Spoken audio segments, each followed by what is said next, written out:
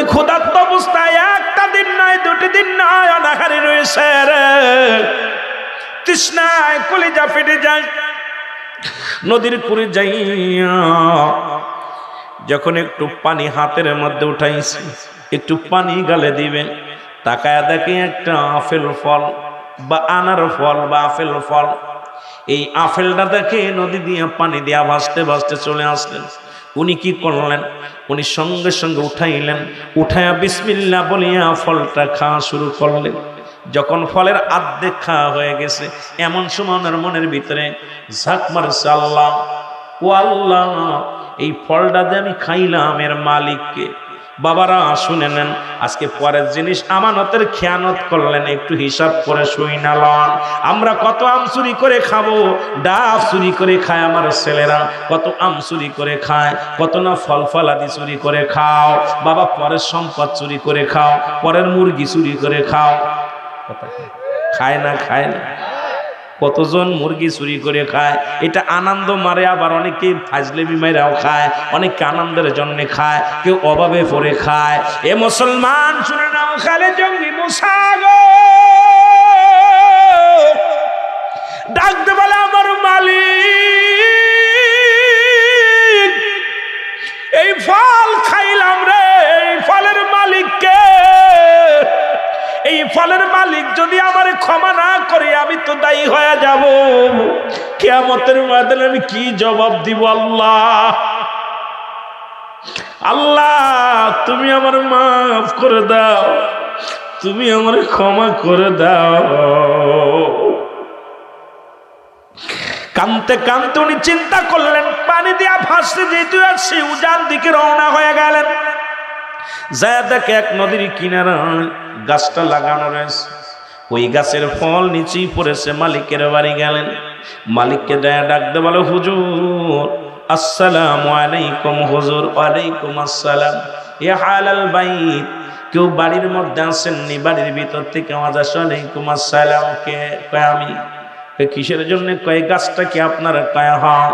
এই গাছ থেকে একটা ফল পানির মধ্যে পড়েছিল, এই পানির ভিতর থেকে ফলটা তুলে আমি খেয়েছি, আপনি আমারে মাফ করে দেন, আমি না জানা না বলে খেয়ে ফেলেছি। হুজুর আমি বুঝতে পারি নাই অন্যের ফল আমি না খেয়ে ফেলেছি। আরে মুসলমান শুনে নাও, দরবেশ সাহেব চিন্তা করে, মক্কেল একটা পাইছি রে, এই মক্কেল ছাড়া যাবে না, এমন আল্লাহ প্রিয় বান্দারে আমি ছাড়তেও পারবো না। ডাকতে বলে, তুমি ফল যেহেতু খাইছো, এই ফল খাওয়ার অপরাধে তোমার আমি ক্ষমা করতে পারি। একদিন নয় দুদিন নয়, 12টা বছর আমার বাড়িতে গোলামি করবা, কর্মচারী থাকবা, কোনো বেতন দিব না, শুধু খানা খাওয়া। এই যদি এই শর্তে যদি রাজি হও, তাহলে তোমার ফলের দাবি আমি ক্ষমা করব, না হয় ফলের দাবি ক্ষমা করব না, তুমি যাইতে পারো। কয় বছর? এক ফল খায়া, এর ফলটা খাইয়া বড় বিপদে পড়েছে খালে জঙ্গি মুসা রে। চোখের পানি ছেড়ে কান্দে আমার মালিক,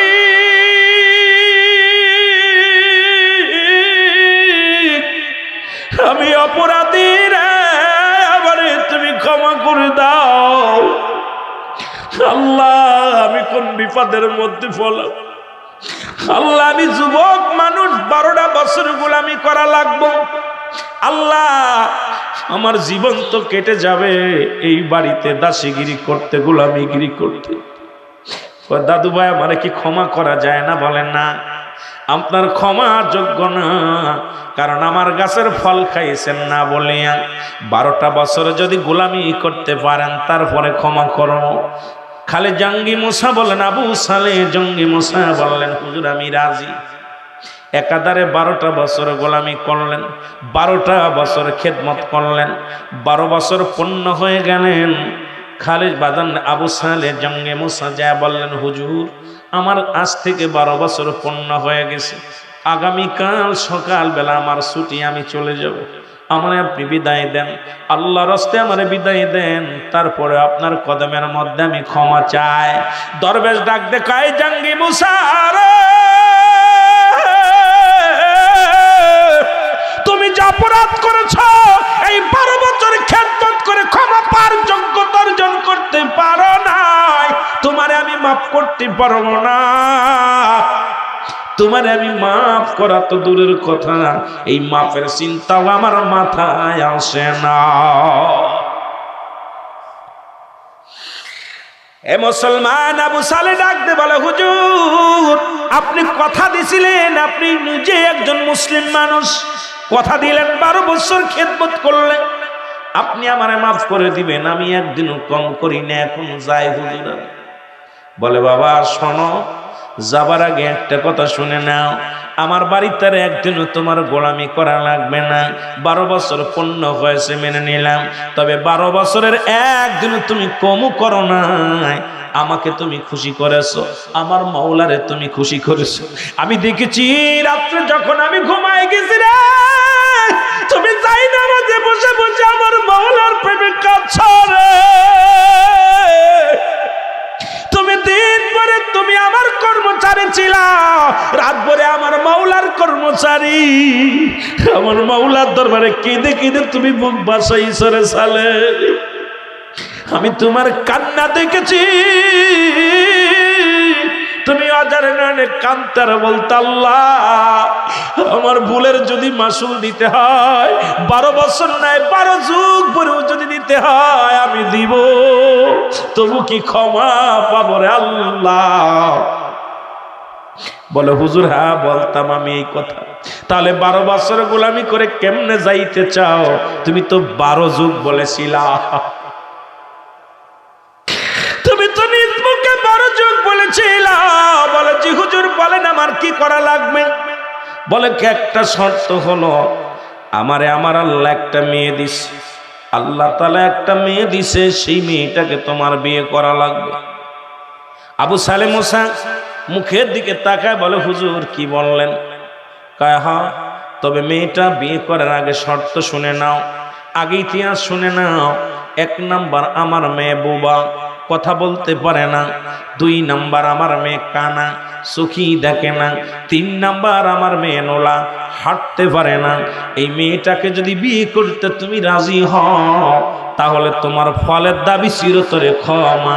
জোরে জোরে চিল্লা বলা যাবে না আল্লাহু আকবার।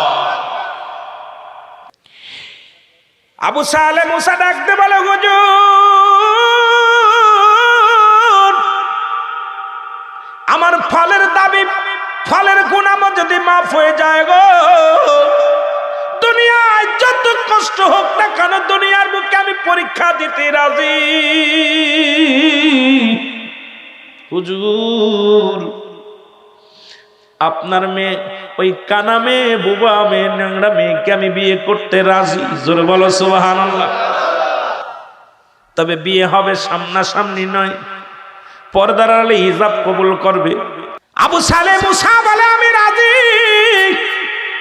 বিয়ে হয়ে গেল, বিয়ে হয়ে গেল। বিয়ের রাত্রে বাসর ঘর সাজানো হলো, সুন্দর বাসর ঘর সাজানো হলো। সাজায় আবু ছেলে যখন ঘরের মধ্যে গেলেন, সালাম দেয় আসসালামু আলাইকুম। সুবহানাল্লাহ। ভিতর থেকে আওয়াজ আসে ওয়ালাইকুম আসসালাম। আবু ছেলে চিন্তা করে কেড়ে ঘরের ভিতরে সালাম দিলেন। আমার বউটা তো বোবা, নিশ্চিত অন্য কোনো মহিলা ঢুকছে ঘরের ভিতরে। কেন আমার শ্বশুর বলছে আমার তার মায়া নাকি বোবা, বোবা মানুষ তো কথা বলতে পারে না, এদিক কেমন কথা বললো। এবার যখন ঘর থেকে একটা পা পিছন দিকে নিয়ে চলে আসতে গেছে, পিছন থেকে ডাক দে বলে স্বামী।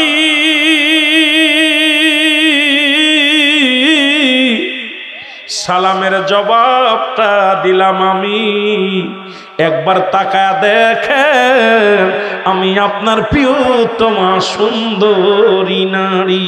জোরে জোরে চিল্লা বলা যাবে না মারহাবা। এরে আবু সালে কি আরে পাগল হয়ে ডাকতে বলে মালিক এ আবার কোন পরীক্ষার মধ্যে ফেললা তুমি আমারে? আমি তো বড় বিপদের মধ্যে পড়ে গেলাম। ও আমার আল্লাহ।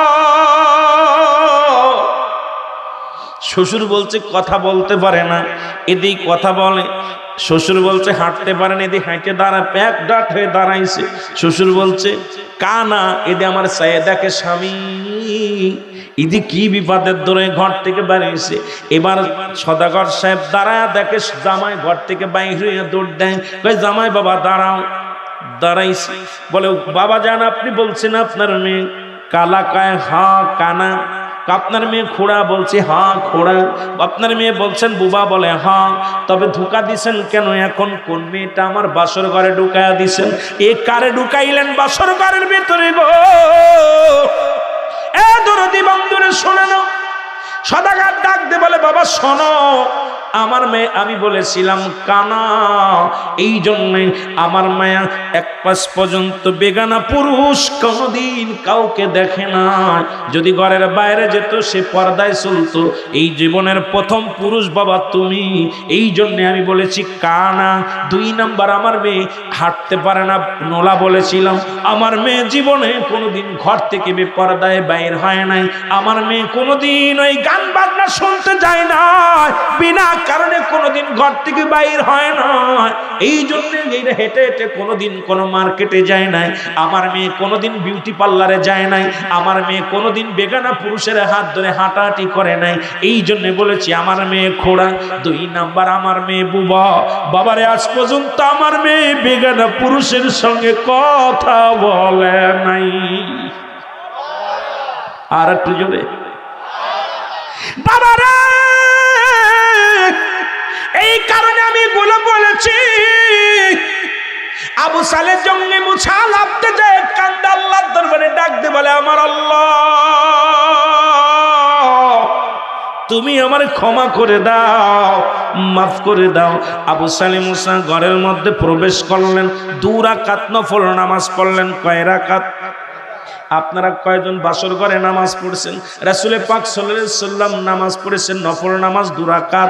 আম্মা জান আয়েশা সিদ্দিকী নামাজ পড়েছে 2 রাকাত। সাহাবীগণ নামাজ পড়েছেন বাসর রাত্রে। আপনারা কয়জন পড়েছেন? বাসর রাত্রে ঢুইকা কয় 1 লাখ টাকা দেল মোর, মাফ করবা নাকি বাইরে যাব? আবার আমাদের জিগায় হুজুর হাসি হাসি মুখে তো মাফ করে দিছে, এখন কি যাওয়া যাবে? ওরে পেটা যাবে না, কি করবো তো বিপদে পড়েছে। বাসর ঘরেতে যদি স্বামী বাইরে যায়, ওই বোর্ডের কি লক্ষ্মী না লক্ষ্মী বলবে? কথা কয় না। অসহায় মহিলা। আমি কই মারা শোন, ওই বাসর রাত্রে বিড়াল মারবি, বাসর রাত্রে 1 টাকা, ওই 50,000 টাকা দেল মর, ওইটা ঠিক মতো ওসুল আদায় করে নিবি। বলবি টাকার বিনিময়ে আজ থেকে তোর 5 ওয়াক্ত সালাত আদায় করা লাগবে। আজ থেকে কোনো মেয়ের মুখ দেখতে পারবি না। আমার ছাড়া অন্য মেয়ের দিক যদি তাকাস, আল্লাহর আদালতে ধরা পড়ে যাবি।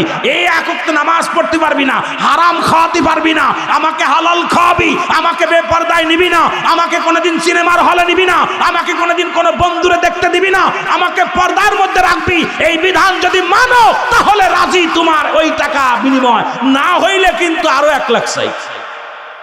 কথা ঠিক, সব ধরা পড়ে যাবে। এ দুনিয়ার মুসলমান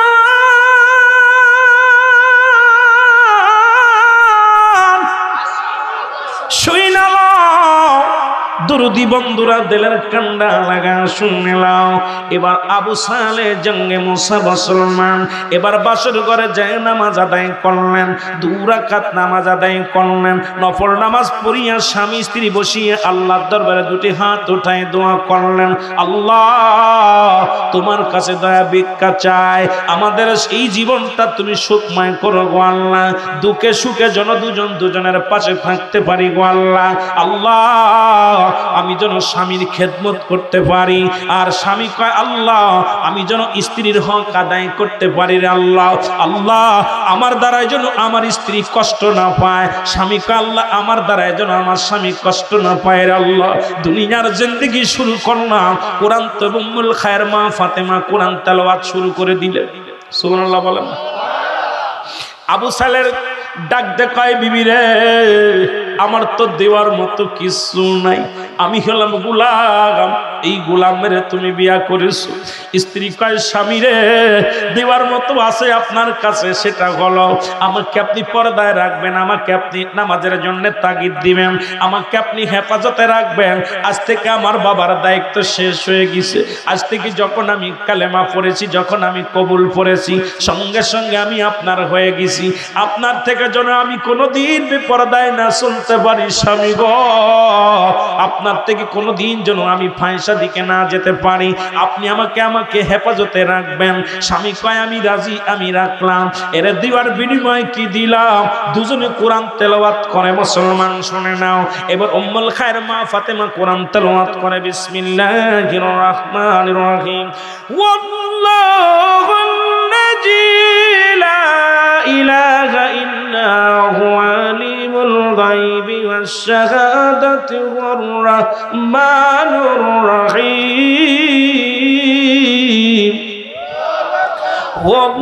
ওয়াল্লাহুল্লাযী লা ইলাহা ইল্লা হুয়াল মালিকুল কুদ্দুসুস সালামুল মুমিনুল মুহাইমিনুল আজিজুল জব্বারুল মুতাকাব্বির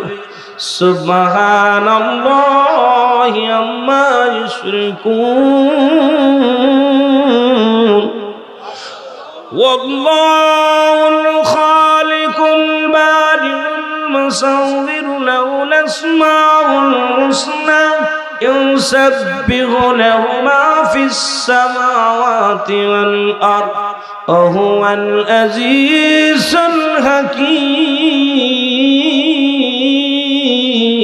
সুবহানাল্লাহ। এবার আরেকজন পরে স্বামী, পরে স্ত্রী পড়তেছে বিসমিল্লাহির রহমানির রহিম। ইন্নাল্লাযীনা ক্বালু রাব্বুনাল্লাহু সুম্মা ইসতাকামু তাতানাজ্জালুল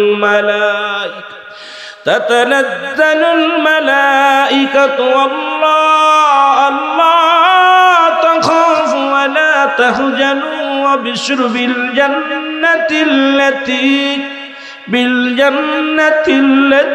কুনতুম তুআদুন। জোরে বলেন সুবহানাল্লাহ। স্বামী এক আয়াত পড়ে, স্ত্রী এক আয়াত পড়ে, স্বামী এক আয়াত পড়ে, স্ত্রী এক আয়াত পড়ে। আর বাসরাত্রিকে কদিটা গান গাও। গান গাচ্ছে। কি গান গাচ্ছে? আহা, তুমি কি গান জানো? জানি। গান শোনাও। কি গান শোনাচ্ছে? আর উম্মুল খায়ের মা ফাতিমাও কোরআন তেলাওয়াত করতেছে, আর আবু সালে মুসাও কোরআন শরীফ পড়তেছে। ও এক আয়াত পরে, ও এক আয়াত পরে, ও এক আয়াত পরে, ও এক আয়াত পরে। সুবহানাল্লাহ। আরো জোরে, আরো জোরে, আরো জোরে। কি মজা! কোরআন পড়তেছে, স্বামী কোরআন পড়ে। আপনি কিছু না পারো, এটা সূরা ফাতিহা পড়ো। কিছু যদি না পারো, সূরা ইখলাস পড়ো। সুবহানাল্লাহ। কারণ সূরা ইখলাস যদি কোনো ব্যক্তি একবার তেলাওয়াত করে, 10 পারা কোরআন শরীফের সব তার আমলনামায় লেখা হয়। আরো জোরে, আরো জোরে। ঈদে মাহে রমজান মাস আসতেছে, কোন ব্যক্তি যখন মাহে রমজান মাসের একটা রোজা পালন করবে, বাদান তার আগের, তার বিগত বছরের সমস্ত গুনাহ আল্লাহ মাফ করে দিবে। জোরে বলেন সুবহানাল্লাহ। আরো জোরে, আরো জোরে। পূর্ববর্তী 1 মাসের 1 বছরের গুনাহ কোন ব্যক্তি যখন একটা রোজা আদায় করবে, আমি ওদিকে যেছিলাম, হঠাৎ করে দিকে চলে আসছি রে বাবা।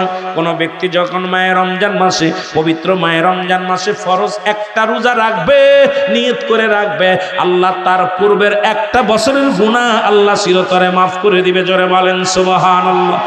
মুসলমান শুনে নাও, মাহে রমজান মাসে কুরআনুল কারীম নাজিল হয়েছিল। এই কুরআন আল্লাহ বলে তানাজ্জালুল মালাঈকাতু ওয়ার রূহ। কথা কন ইন্না আনজালনাহু ফি লাইলাতুল, কথা বলে না। সূরা কদর নাজিল হইছে। সুবহানাল্লাহ বলেন না, আস্তে কইবেন না। এ কাদের ওয়াজ শুনেছি? কোরআন বোঝে না, হাদিস বোঝে না, বাংলা কথা বোঝে না। আরে আমার বাড়ি মাগুরা, আপনাদের বাসার লগে না একটু মিলতে হইতেছে না, তাই বলে কি কথা বোঝেন না? ভাষা বুঝতে কষ্ট হচ্ছে? তাহলে কথা করছেন না। আমার বাড়ি হলো মাগুরা জেলা। মাগুরা থেকে আসা যাওয়া করি, অনেক কষ্ট পাবো, অনেক কষ্ট করে আপনাদের মাঝে আসছি, আবার যাবো সেখানে। সুতরাং আপনারা ভাষা যদি না বোঝেন, আমার আইনে লাভ কি? অনেক কষ্ট করে আসেন। এলাকার মধ্যে আমাকে, ওই এলাকার বক্তার অভাব নাই। আমারে এই মাহফিলে আমার জ্ঞান দান করতে পারে এমন বড় বড় আলেম আমার সাথে বসে রয়েছে ছোট ছোট ভাই, উনি একাধিক ডিগ্রিধারী এবং বিশ্ববিদ্যালয় থেকে মাস্টার্স কমপ্লিট, যিনি আজকে আলোচনা সামান্য সময় পেয়েছে, মাস্টার্স কমপ্লিট এবং একজন প্রতিষ্ঠানের শিক্ষক আল্লামা জনাব হযরত মাওলানা মুফতি মেহেদী হাসান সিদ্দিকী। তো আমার বাবার আমার ড্রাইভারের ওয়াজ শুনে তো আরো পাগল হয়ে যাবেন। ড্রাইভার যদি ওয়াজ করে, কয়েকটা মাহফিলে করাইছি, কথা জানি, অনেক সুন্দর আলোচনা করতে পারে। তো বিশেষ করে যেটা বলতেছিলাম আপনাদেরকে, এত কষ্ট করে মাগুরা থেকে এনে যদি কিছু না বলতে পারি, যদি না বুঝতে পারে না এনে লাভ কি? আমার মনে হচ্ছে আপনারা সবে, তবে আপনারা ভালোবাসেন, বুঝতে কথা বলতেছি কেমন যেন ছাতক পাখির মতো তাকায় আছেন, এটা দেখে বোঝা যাচ্ছে আপনারা ওয়াজ গ্রহণ করতেছেন। এখন অনেক সময় ইয়েস নো ভেরি গুড এটা কইতে সমস্যা আছে, জোরে বলেন ঠিক। আল্লাহ কবুল করুন, জোরে বলেন আমিন। আমার মুসলমান বাবারা শোনে নাও, মায়ের রমজান মাসে কুরআনুল কারীম নাজিল হয়েছে। বাবারে এই মাসে যদি কিছু না পারো, প্রতিদিন একবার করে সূরা ইখলাস পাঠ করো। কুল হুয়াল্লাহু আহাদ আল্লাহুস সামাদ লাম ইয়ালিদ ওয়া লাম ইউলাদ ওয়া লাম ইয়াকুল লাহু কুফুয়ান আহাদ। কিছু যদি না পারো, যদি এটাও যদি না পারো, কোরআনকে ধরে চুমা দাও। সুবহানাল্লাহ বলেন। 30 দিন 35টা দিন কোরআন যদি না পড়তে পারো, কোরআন রজু করে বুকের মধ্যে ধরে সূরা ফাতিহা পড়ো। আলহামদুলিল্লাহি রাব্বিল আলামিন আর রহমানির রহিম মালিকি ইয়াউমিদ্দিন ইয়্যাকা না'বুদু ওয়া ইয়্যাকা নাস্তাঈন ইহদিনাস সিরাতাল মুস্তাকিম সিরাতাল লাযীনা আন'আমতা আলাইহিম গায়রিল মাগদুবি আলাইহিম ওয়ালাদ-দাল্লিন। কোরআনের মধ্যে চুমা দাও, কোরআনের চুমা দাও, তোমার গুনাহ মাফ হয়ে যাবে। জোরে বলো সুবহানাল্লাহ। কারণ এই কোরআনটাই মাসে নাজিল হয়েছে। যদি কিছু না পড়ো, 30 দিন তুমি সকালবেলা ফজরের নামাজ পড়ে দিনে একবার করে সূরা ফাতিহা পড়ো, তাহলে 30 বার 3 বার পড়লে এক খতম। 30 বার পড়লে কয় খতম? 3 বার পড়লে এক খতম হলে পারে 30 বার 30 দিন। ও মুসলমান, 10টা খতম হয়ে যাবে। জোরে বলো মারহাবা। এরম সকালে পড়ো, সন্ধ্যায় পড়ো, কোরআনের সম্মানে। আমার নবীজি বলছে, আমার সাহাবীরা নেই, তোমরা বেশি বেশি করে রমজান মাস আসলে কোরআনের যত্ন করো, কোরআনের হরফ পড়ো। কোরআন শুনলে যেমন সব আছে রে বাবা, শুনলে সব আছে, আপনারা মানেন, তবে সব যতটুক আছে পড়লে তার সেইতে বেশি সব। যদি কিছু না পারেন, পড়েন আলিফ বা তা সা, এটাও কোরআনের হরফ। আলিফ বা তা সা যেটা পারেন এটা পড়বেন। বাবারে যদি কিছু না পারেন, এগুলো পড়বেন, বলবেন আল্লাহুম্মা জিন্নি মিনান নার, আল্লাহুম্মা জিন্নি মিনান নার। চোখের পানি ছেড়ে আস্তাগফিরুল্লাহ রাব্বি মিন কুল্লি জামবি ওয়া আতুবু ইলাইহি। এই সারা বছর 11টা মাসের ফসল কামাই নেবেন বাদান, একটা মাস ভরে ফসল বুনবেন, একটা মাস ভরে সঞ্চয় করবেন, আর 11 মাস ভরে আপনি খাবেন। এই জন্য এই মাসটা বেশি বেশি ফজিলাতপূর্ণ মাসে আমরা বেশি বেশি আমল করব। জোরে জোরে বলেন আল্লাহু আকবার। খালে জঙ্গলির মা কি হলো? আবু ছালে খালে জঙ্গলির মা উম্মুল খায়ের মা জননী প্রেগন্যান্ট হলেন। সুবহানাল্লাহ বলেন না, আরো জোরে আরো জোরে। একটা গজল শুনেছিলাম ছোটবেলা, আমি আসলে আগেতে গজল গাইতাম, এত বেলা 2 সাইডে গাওয়া যেত, কিন্তু এখন সব বক্তা গান মান গাওয়ার কারণে মন চায় না আর গাইতে। আর এই ওয়াজের মঞ্চে গান গাইয়ে ফাটিয়ে ফেলে, মানে নকুলে পানা করা। এরপরে আইসা চা ঢেলে দেবো কিনা, কথা বুঝেননি। এরপরে আর ডায়লগ। আর সবচেয়ে বেশি লজ্জা লাগে ওয়াজের মঞ্চে যখন ফাইসা কথা বলে। ওয়াজের মঞ্চ আর ওয়াজের মঞ্চ নাই এখন। এই বয়সে বক্তা আমার দাদা, আপনার মনে করে আমি গর্ব করতেছি না আমাকে নিয়ে, আমি ওই বক্তা ওই শ্রেণীর একজন, কিন্তু আমার কষ্ট লাগে যে বক্তা ওয়াজ করতে এসে গান গাওয়ার সময় পায় কেন? জরিনার গান, জুসনার গান, এদেরকে লাস্ট রাত হইলে তুই বের করা দরকার রোড থেকে। কারণ এই জুসনার গান, জরিনের গান, গান গেয়ে গিয়ে সময় নষ্ট করে বক্তা এসে ওয়াজ করতে। আরে গানের শিল্পী তো আছে, শিল্পী আছে অভাব, ইসলামী সঙ্গীত আছে, সে তারা গাইতে পারে। কিন্তু আমার দেশে 90% বক্তা এখন গানের বক্তা হয়ে গেছে। ওয়াজ যদি 1 ঘন্টা করে 30টা গান। কথা বলেন না কেন? কথা বলেন না কেন? আমি কিন্তু একজন কণ্ঠশিল্পী। আপনারা জানেন লেখা আছে বাংলাদেশ বেতারে আমি সাব মাস্টারের দায়িত্ব পালন করি খুলনা বেতারে। আমিরুল আমিন সিদ্দিকের একটা সিগনেচার ছাড়া একটা সঙ্গীত কেউ গাইতে পারে না। বাংলাদেশ টেলিভিশন আপনার মাই টিভি, আর টিভিতে আমি আলোচনা করি সত্য ইসলাম তৈরি মুর্শিদ আমার কলধ্বনি আমার অনুষ্ঠান। বাংলাদেশে খাসার পাখি, সোনার পাখি, পূর্ণিমার চাঁদ, মাটির মানুষ সব ক্যাসেট আমার। বিশ্ব জাকের মঞ্জিলে যারা যান এই যে জিকিরের গজলগুলো অধিকাংশ গজলে আমার। কি ভাই জাকের ভাইরা কি করেন? কিন্তু ডায়াসে আইসা আমি আশ্চর্য হয়ে যাই, ওয়াজের মাস নাম দিয়া আর আল গিবাদু আশাদ্দু মিনাল জিনা।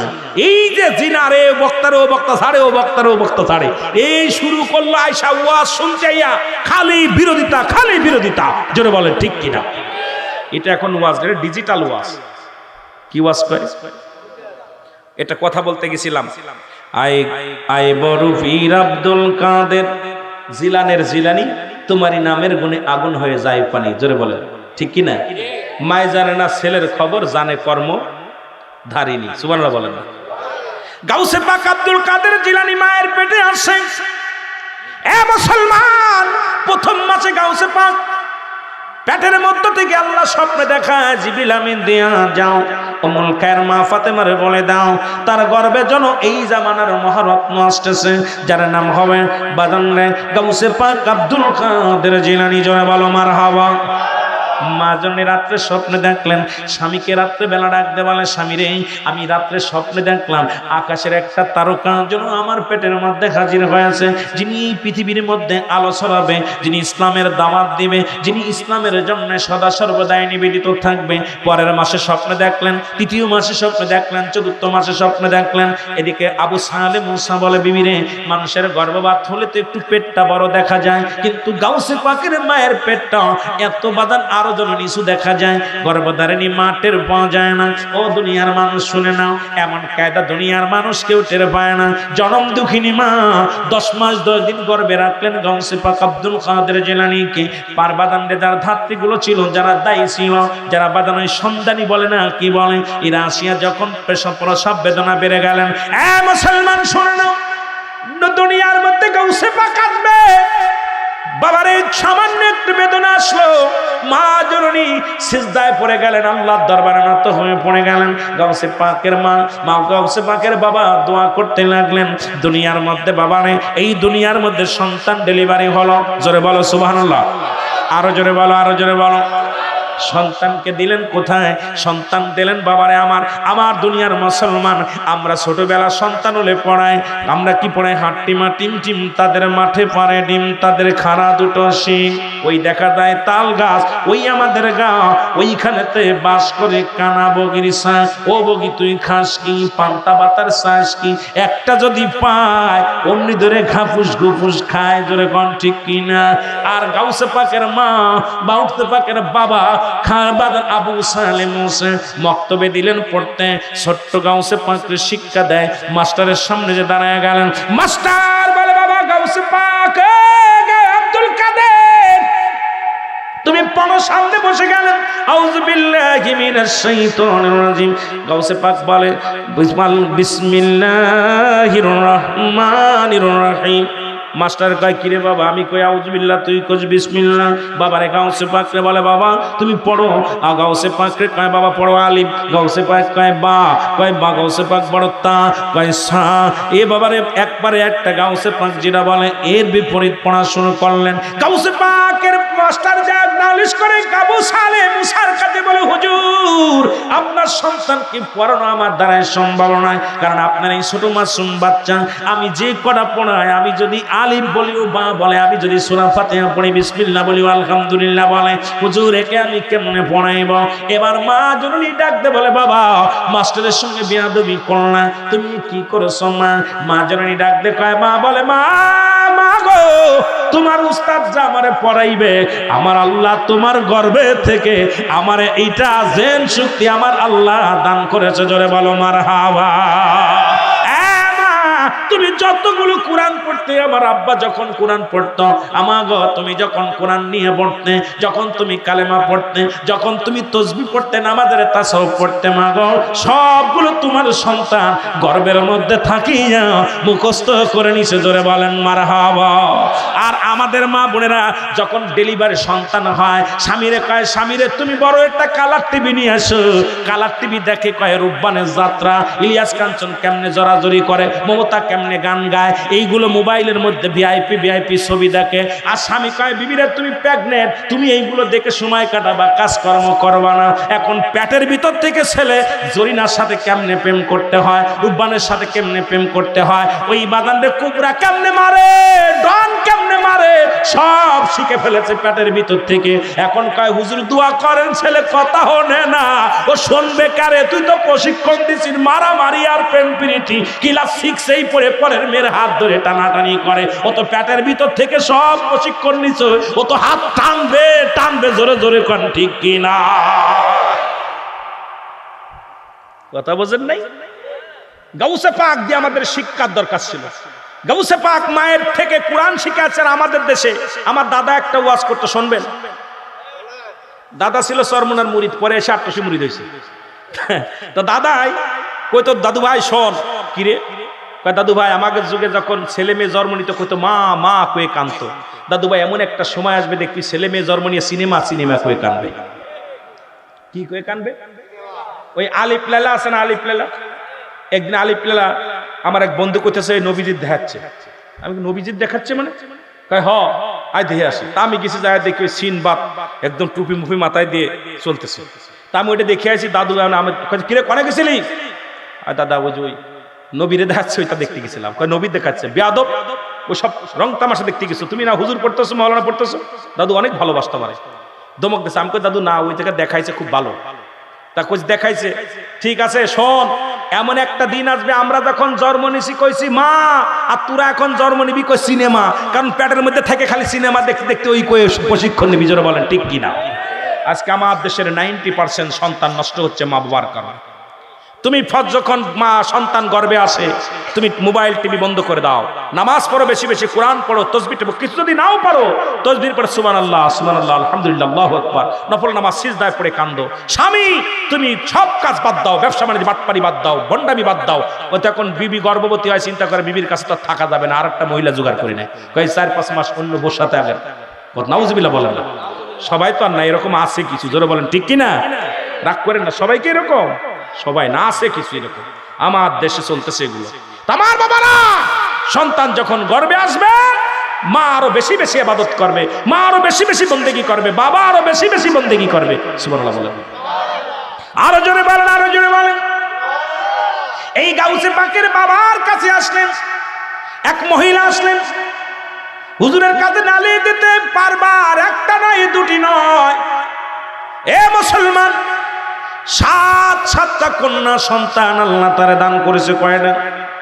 গাউসে পাক মাটির মধ্যে বয়া বয়া খেলে, দুলাবালি নিয়ে খেলে, সব ছেলের একদিকে খেলে, গাউসে পাকও খেলা করে বয়া বয়া। বাজান সূরা ফাতিহা পড়ে, সূরা ইখলাস পড়ে, সূরা নাস পড়ে, একা একা গুনগুন করে গায় আর পড়ালেখা করে। গাউসে পাকের বাবার কাছে আসলেন ও মুসলমান এক মহিলা আসলেন, আসিয়া বলে হুজুর আমার স্বামী বড় জল্লাদ, একটা নয় দুটি নয় 7-7টা কন্যা সন্তান হয়েছে। এখন যদি এবারও যদি কন্যা সন্তান হয় আমারে শুদ্ধ বিদায় করে দিবে। আমার স্বামী বলেছে হুজুর আমি একটু দোয়া করেন আমার জন্য একটা ছেলে হয়। হুজুর বললেন তুমি আমার কাছে আসছো কেন? মাপকাঠি দেখিয়া দোয়া করিয়া বলে বাবা মারে তুমি আসছো, তোমার গর্ভে এড়াও মেয়ে হয়ে আসে, আবার মেয়ে হবে। গাউসে পাক যখন এই কথা যখন শুনতে তার উস্তাদ বললেন, বাবা বললেন এ মুসলমান শুনে নাও। মন খারাপ করে মহিলা চলে যায়, তার স্বামীকে নিয়ে চলে যায়। গাউসে পাক ধুলা বালি নিয়ে খেলে। কয় মা গো তুমি কই গেছিলা? গেছিলাম তো বাবা এই বাড়ি, কামাগের বাড়ি। কয় হ। কয় কার কাছে? তোমার বাবার কাছে। কয় কেন গেছিলাম? কয় গেছিলাম রে বাবা আমার বারবার একটা নয় দুটি নয় 7টা মেয়ে সন্তান হয়েছে। কয়টা? জোরে বলেন কয়টা? 7-7টা মেয়ে হয়েছে বাবা। আবার আমি গর্ভবতী হয়েছি, আবার এবার যদি আমার কন্যা সন্তান হয় তাহলে আমার স্বামী বলছে আমাকে বিদায় করে দিবে, আমার শুদ্ধ জীবনটা শেষ করে দিবে। এই জন্য আসলাম অনেক দায় থেকে তোমার বাবার কাছে, এই হুজুরের কাছে আসলাম। হুজুর বলছে আবারও গর্ভে সন্তান মেয়ে সন্তান হবে। আমি কাঁদতেছি আর কাঁদতে কাঁদতে জানলাম এই বুঝি বিদায়টা শেষ হয়ে যাবে, কখন যেন চলে যায়, এই ভয়ে কাঁদতেছি। গাউসে পাক বলে দাঁড়াও মা, কি হয়েছে? তুমি হুজুরের কাছে গেছিলাম? কয় কি নিয়ে গেছিলাম? কয় হুজুরের জন্য কিছু হাদিয়া নিয়ে গেছিলাম। কি নিয়ে গেছিলাম? কিছু কলা আর দুধ নিয়ে গেছিলাম। সুবহানাল্লাহ বলো না। জান্নাতি খাবার দুধ নিয়ে গেছিলাম আর কিছু কলা নিয়ে গেলাম। কয় হুজুর কি খাইছে? কয় হ্যাঁ খাইছে। হুজুর কি নিছে? খাইছে, হয়ে গেছে। কয় দাঁড়াও মা দাঁড়াও, তোমার কলা রুটি খাইলো, কলা দুধ খাইলো, আর তোমার গর্বের ছেলে বানাই দিতে পারে না। এটা আমি গাউস, আমি বড় গাউস কি বারমান, আমি আব্দুল কাদের জিলানী মানতে পারি না। দাঁড়াও যা বাবা। কি বাবা, এই মহিলা আপনার কাছে আইছিল? কয় হ। কেন আইছিল? তাই আইছিল তো মহিলার 7টা মেয়ে। কয়টা মেয়ে? হ্যাঁ জোরে বলেন, কয়টা মেয়ে? 7টা মেয়ে। আল্লাহর ওলিদের পাওয়ার কেমন দেখেন। কয়টা মেয়ে? 7টা মেয়ে। এবারটা গর্ভবতী হয়েছে, আবার আর একটা মেয়ে হবে। কয় তাই এটা ছেলে বানাই দেন। সুবহানাল্লাহ বলেন না, ছেলে বানাই দেন। কয় এটা হবে না, সম্ভব না, যাও ফিরে যাও, ওটাও মেয়ে হবে। কয় তাহলে ওর কলা রুটি ফেরত দেন। সুবহানাল্লাহ বলেন না, যেটা খাইছেন ওটা ফেরত দেন। এটা কেমনে ফেরত দিবে? সুবহানাল্লাহ বলেন না, আরো জোরে। আমার ভাইয়েরা, কয় বাবা তুমি কলা রুটি খাইলা, লজ্জা করলো না? তুমি যদি একটা মেয়ের ছেলে না বানাই দিতে পারো, তুমি কেমন মাহবুব বান্দা আমার আল্লাহর প্রিয়। বাবা হয় কলা ফেরত দাও, রুটি ফেরত দাও, না হয় তুমি এই মহিলার বাচ্চা এই দুনিয়ার মধ্যে ছেলে বানাইয়া দাও। বাপে একটা লাঠি নিয়ে দিয়েছে, দাবর দাঁড়া। গাউস পাক দৌড় শুরু করছে, দৌড়াইতে দৌড়াইতে কবর গোরস্থান থেকে সমস্ত লোক উঠে দাঁড়াইছে। কবর গোরস্থানের লোকগুলো দাঁড়ায় গেছে গাউসে পাকের দৌড়ানোর দিকে। উঠে দাঁড়ায় বলছে গাউসে পাক, ঠেকাইছে সবাই। আশ্চর্য, গাউসে পাক দাবড় দিছে। এইবার একটা বাড়ি মারছে, তার মধ্যে একটা বাড়ি মেরেছে গাউসে পাকের। বাড়ি মারার সঙ্গে সঙ্গে আল্লাহ বলছে, বন্ধু তুমি আমার বন্ধুর গায়ে বাড়ি মারছো। একটা ছেলে নয়, 7টা বাড়ি যে 7টা মেয়ে ছিল, 7টা মেয়েকে আমি ছেলে করে দিলাম, এবং গর্বে যেটা ওটারও আমি ছেলে বানাই দিলাম। জোরে বলে সুবহানাল্লাহ, আরো জোরে। একটা বাড়িতে, একটা বেতের বাড়িতে 7টা 8টা মেয়ে ছেলে হয়ে গেছে। কিন্তু এই জাতির কোনো বগল এই আপনার বুকে পশম হবে না। এটা কিয়ামত পর্যন্ত এই গাউসে পাকের ওই বাড়ির খাতিরে যারা মেয়ে থেকে ছেলে হয়েছে, এদের বুকে থেকে কোনো পশম হবে না। এই বুকের তাদের চিনাক্ত, তার এই বুকের ভিতরে কোনো পশম হবে না। সুবহানাল্লাহ বলেন না, আরো জোরে, আরো জোরে। পাগলেরা এখনো রাত্রে ঘুমাই নাই, এ সময় কত মানুষ জেলখানায়, কত মানুষ হাসপাতালে, কত মানুষ মৃত্যু শয্যায় সজ্জিত রে আল্লাহ। আজকের এই মাহফিলের ভুলটি মাফ করো, মাফ করিয়া কবুল করো, কবুল করিয়া ইয়ারা হাদিয়াটুকু সোনার মদিনায় পৌঁছায় দাও। সব নজর পৌঁছায়া দিও।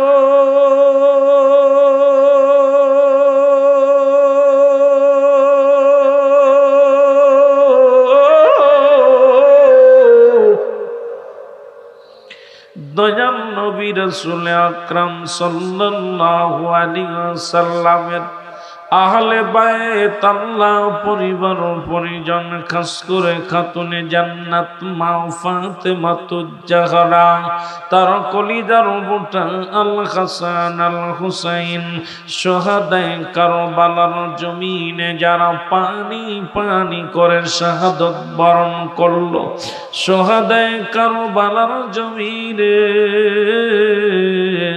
গোলামদের তরফ থেকে মাবুদ গো মাহফিলের সব নজর পৌঁছায়া দাও, সব নজর পৌঁছায়া দিও।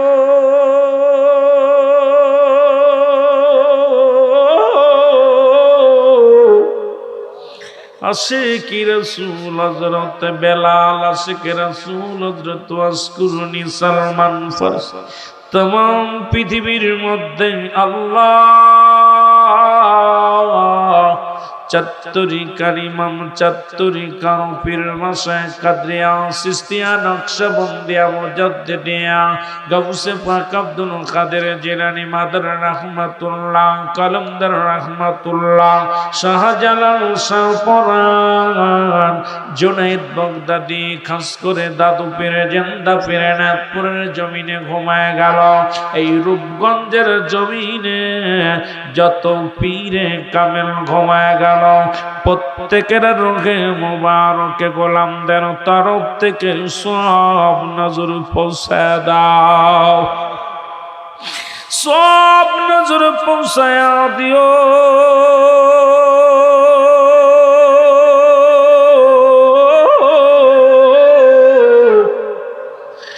আমার দয়াল ফিরি দস্তগিরে খাজা বাবা সিদাল্লামা ফরিদপুরি বাবার নূরের দায়রায় গোলামদের তরফ থেকে সব নজর পৌঁছায় আল্লাহ, সব নজর পৌঁছাও দয়া করে মায়া করে। বড় পীর আম্মা জান সাহেবানী তামাম পৃথিবীর মধ্যে জাকের ভাই জাকের বনা শেখ ভাই শেখ বন উম্মতি মুহাম্মাদি নরনারী যে যেখানে ঘুমায় গেল প্রত্যেকের রঙের মোবারকে গোলামদের তরফ থেকে সব নজর পৌঁছায়, সব নজর পৌঁছায় দাও।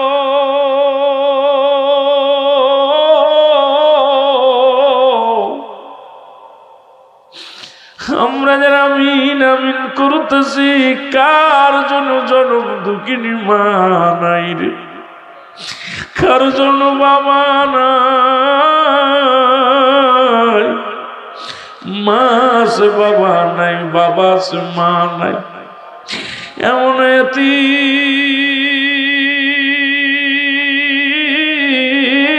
আমরা হইলাম রে আল্লাহ, মাও নাই বাবাও নাই। আমাদের আব্বা আম্মার কবরখানা জান্নাতের বাগান বানায়া দাও আল্লাহ। দাদা দাদি নানা নানি শ্বশুর শাশুড়ি আপনজন গোষ্ঠীর গোষ্ঠী আত্মীয় স্বজন পরিবার পরিজন আল্লাহ, খাস করে রূপগঞ্জের জমিনে এই মহল্লার মধ্যে নারায়ণগঞ্জের জমিনে যত উম্মতি মুহাম্মাদি ঘুমায় আছে প্রত্যেকের কবরখানা জান্নাতের বাগান বানিয়ে দাও আল্লাহ। সব নজর পৌঁছাও আল্লাহ।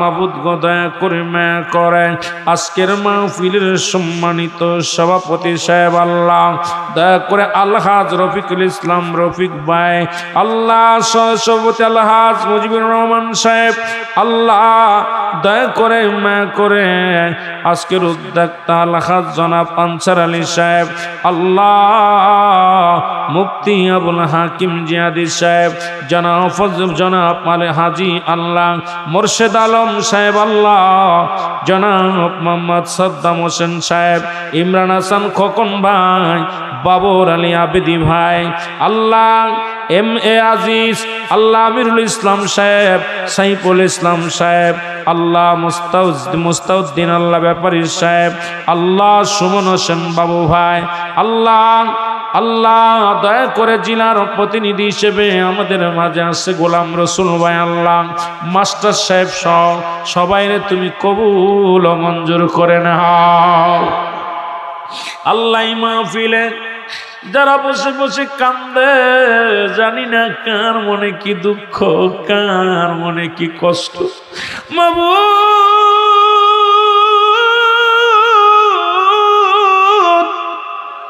আজকের মাহফিলের খাতিরে আমাদের সকলের মনের বাসনা পুরা করে দে।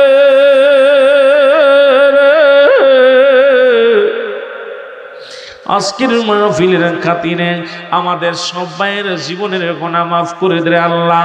পর্দার মা বোনেরা কান্দে মা বোনদের কবুল করে নাও আল্লাহ। দয়া করে স্বাধীনতার যুদ্ধে যারা জীবন দিয়ে গেল শহীদানদের পাক আত্মায় সব নজর পৌঁছায় দাও আল্লাহ। আমার দেশের সরকারি দল বিরোধী দলের মধ্যে ঐক্য করে দাও আল্লাহ। আমার দেশের নৌবাহিনী, বিমান বাহিনী, আর্মি বাহিনী, পুলিশ বাহিনী, র্যাব বাহিনী, যত গ্রাম পুলিশ যত আল্লাহ আনসার বাহিনীর সমস্ত বাহিনীকে দয়া করো আল্লাহ। আমার দেশের কৃষকের উপরে আল্লাহ রহমত দান করো। আমার দেশে যারা চাকরি বাকরি করে প্রমোশন বানায় দাও। আমার ভাইয়েরা যারা লেখাপড়া করে যেন শক্তি বানায় দাও আল্লাহ গো, দয়া করে মায়া করে। যারা বেকার আছে বেকার সমস্যার সমাধান করে দাও আল্লাহ। যারা বেনামাজি গেছে নামাজি বানায় দাও। যাদের ঘরে যুবতী মেয়ে যুবক ছেলে আছে সুপাত্র এবং পাত্রীর ব্যবস্থা করে দাও। আজকের মাহফিলে আল্লাহ মাইকালামান ডেকোরেটর ম্যান আল্লাহ ক্যামেরাম্যান আল্লাহ দয়া করে মায়া করে পাকশালার কর্মী সহ এই মাহফিলের কমিটির সকল সদস্যদের পূর্ণ সুস্থ রেখে হায়াতে তয়বা দান করো আল্লাহ। এই মহল্লার মধ্যে যারা বাস করে তাদের কবুল করে নাও আল্লাহ। যে বাড়ি তুলাম একরাম খানা খেয়েছে আল্লাহ ওই ঘরের মধ্যে বরকত দাও, বাড়ির মধ্যে বরকত দাও আল্লাহ।